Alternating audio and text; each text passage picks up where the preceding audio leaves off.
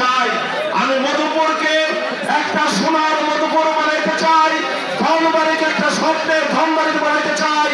আমি চাই এই এলাকার সমস্ত রাস্তাঘাট পাকা হবে, সমস্ত জরাজীর্ণ মসজিদ পাকা হবে, সমস্ত শিক্ষা প্রতিষ্ঠান পাকা হবে এবং বড় শিক্ষা প্রতিষ্ঠান এখনো সরকারি হওয়ার অপেক্ষায় আছে, সেগুলো সরকারি হবে। বড় শিক্ষা প্রতিষ্ঠান এখনো এমপিওভুক্ত হওয়ার অপেক্ষায় আছে, সেগুলো এমপিও হবে। এবং অনেক এখনো শিক্ষা প্রতিষ্ঠান ওরা নতুন নতুন শিক্ষা প্রতিষ্ঠান করার প্রয়োজন আছে, সেগুলো আমি করতে চাই। এই কাজগুলো সহ আমি মধুপুর এবং ধনবাড়িতে পৃথক পৃথক শিল্প অঞ্চল বানাতে চাই।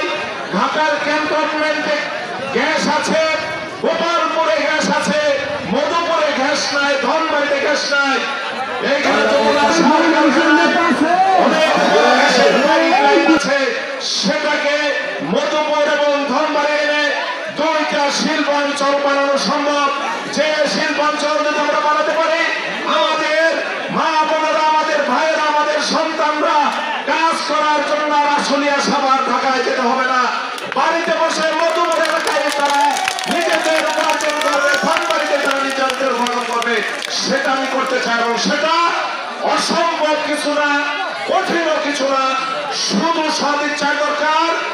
আর এই কাজ করানোর জন্য আপনাদের মোহাম্মদ আলীকে সমর্থন দেওয়া দরকার, তাকে এগিয়ে দেওয়া দরকার, তার প্রতি আপনাদের বক্তব্য, তার প্রতি আপনাদের সহানুভূতি সবকিছু